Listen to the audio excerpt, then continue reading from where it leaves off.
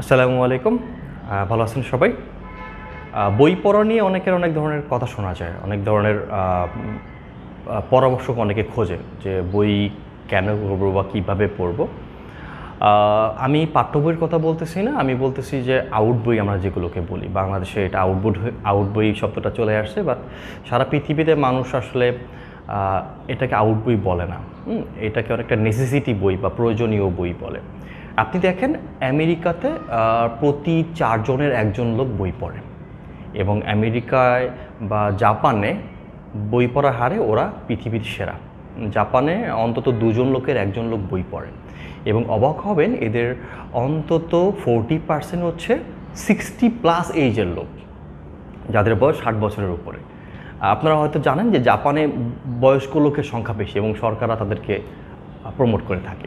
So এই যে আপামর যারা জনতা, যারা হচ্ছে অনেক বয়স্ক, বা একটা দেশের 100 জন লোকের 25 জনই বই পড়তেছে, এইটা দ্বারা আমরা কি বুঝতে পারি? এটা দ্বারা আমরা এটা বুঝতে পারি যে এই লোকগুলো আসলে মননশীল, এবং তারা শিক্ষার বা জ্ঞান মানে পাঠ্য বইয়ের বাইরেও যে অন্য বইগুলো পড়তে হবে, জানতে হবে, এই ব্যাপারে কনসার্ন, যে ব্যাপারে আমরা অনেকটা কনসার্ন না।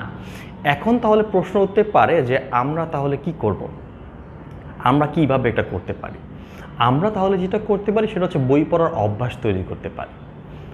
আমরা যদি যেটা করতে পারি সেটা আমাদেরকে করতে হবে, একদম বলা যায় যে 1-1.5 বছর 2 বছর থেকে। মানে একটা ফ্যামিলি যখন স্টার্ট করলো, বিয়ে হলো, তাদের একটা বাচ্চা আসলো, এই বাচ্চাকে ছোটোবেলা থেকেই বই পড়ার অভ্যাস করতে হবে। আমরা বারবার হতাশ হই যে এখন ইয়াং জেনারেশন বা বাচ্চা কাচ্চারা মোবাইলে আসক্ত হচ্ছে, ইউটিউবে আসক্ত হচ্ছে, ভিডিওতে আসক্ত হচ্ছে, পর্নে আসক্ত হচ্ছে। কেন? আমরা চিল্লাচিল্লি করতেছি, সমাধান পাচ্ছি না। কিন্তু ওরা কিন্তু অনুকরণ প্রিয়। একটা বাচ্চা 0 থেকে বা 6 মাস 1 বছর থেকে শুরু করে 12 বছর পর্যন্ত মোটামুটি তার ব্রেনের 70-80% 90% ডেভেলপ হয়ে যায়। সো ওরা কিন্তু এই সময় অনুকরণ প্রিয় হয়। আপনি যদি ওই সময় আপনি নিজেও যদি বই পড়েন, আপনার বাসায় আপনার বিছানার পাশে বা টেবিলে বই রাখেন, আপনি হোক সেটা পত্রিকা হোক সেটা ছোট কোনো বই হোক, সেটা বাচ্চাদের বই, আপনি যদি কোনো বই পড়েন, বা আপনার ওয়াইফ বা হাজব্যান্ড যদি বই পড়ে বা ব্যাপারটা করে, তাহলে এটা দেখে আপনার বাচ্চাও ইন্সপায়ার পাবে যে না, বাবা পড়তেছে, মা পড়তেছে, আমিও পড়ি। বই পড়াটা তার জন্য এটা ইজি হয়ে যাবে। আমরা যেমন এখন মোবাইলটাকে খুব ইজি নিয়ে নিয়েছি, ওকে আমি ভাত খাচ্ছি সাথে মোবাইল দেখতেছি, আমি ওয়াশরুমে যাচ্ছি একটু মোবাইলে গেম খেলতেছি, আমি পথে হাঁটতেছি বা ট্রেনে করে কোথাও লং জার্নিতে যাচ্ছি, মোবাইল নিচ্ছি, চার্জার নিচ্ছি, ব্যাটারি নিচ্ছি। আর বইটা আমার কাছে ওই রকম জরুরি কিছু না যে আমি ব্যাগে একটা বই নিয়ে যাব লং জার্নিতে। হ্যাঁ, বা আমি বাসে চড়ে যাচ্ছি কোথাও, খুব বোরিং লাগছে যানজট, আমি একটা বইয়ে 10 পাতা পড়ে ফেললাম। এই ব্যাপারগুলো তৈরি হচ্ছে না। এই ব্যাপারগুলো আমরা তৈরি হচ্ছে কখন? যখন আমরা কাউকে দেখতেছি, বা যখন আমরা মোবাইল থেকে ডাইভার্ট হতে চাচ্ছি, বিরক্ত হচ্ছি, মুড চেঞ্জ করা লাগতেছে, তখন আমরা বইটাকে ধরতেছি।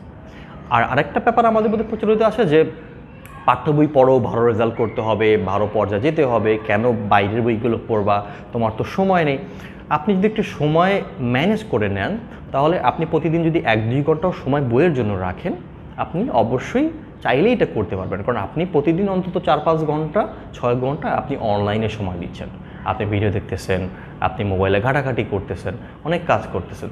সো যদি আপনি এটাকে পুরোপুরি, আমি বন্ধ করতে বলতে চাচ্ছি না, আমি চাচ্ছি যে আপনি 1-2 ঘন্টাও যদি বইয়ের জন্য রাখেন, তাহলে আপনি পারফেক্টলি এখান থেকে একটা আপনি নিজেকে গ্রো করতে পারবেন। এখন কেন আমাকে বইগুলো পড়তে হবে, বই কেন পড়তে হবে, এটার পেছনে অনেক ধরনের কারণ আছে।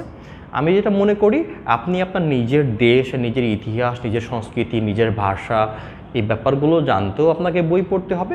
পাশাপাশি আপনি বিশ্বের যেসব দেশগুলো আছে, সব সভ্যতাগুলো আছে যাদের কথা আমরা শুনি, গ্রিক সভ্যতা, হ্যাঁ, মেসোপটেমীয় সভ্যতা, বা বাইজেন্টাইন সভ্যতা, বা ইসলামীয় সংস্কৃতি সভ্যতা, পাশাপাশি আছে অন্য দেশের উত্থান পতন, রাজনীতি, এই ব্যাপারগুলো যদি আপনার জানতে হয়, ইতিহাসগুলো যদি আপনার জানতে হয়, বইয়ের বিকল্প নেই। এখন হতে পারে সেটা একদম পারফেক্ট ইতিহাসের বই, হতে পারে সেটা ফিকশন টাইপের, যে কল্পনাশ্রিত কোনো কিছু লেখা। যখন আপনি এই জিনিসগুলো পড়বেন, তখন এটা আপনাকে একটা ভ্রমণের মধ্যে নিয়ে যাবে। আপনি হয়তো 1 লাখ টাকা বা 10 লাখ টাকা দিয়ে 10টা দেশ ভ্রমণ করতে পারতেছেন না, আপনার সেই ক্যাপাবিলিটি নাই।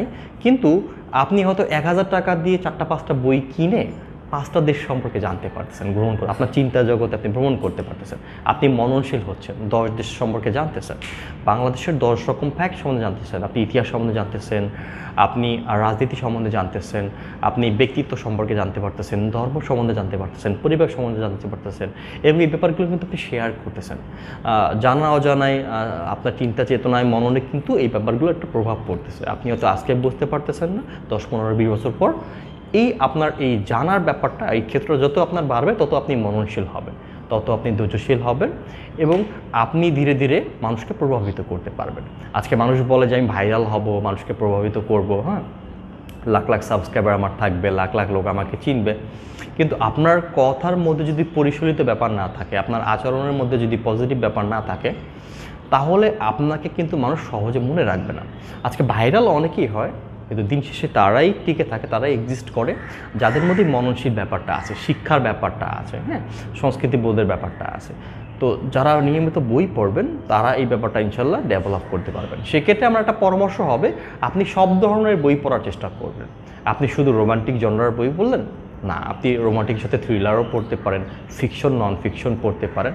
সব ধরনের বই যদি আপনি পড়েন, সেক্ষেত্রে আপনি বিভিন্ন ধরনের স্বাদ পাবেন।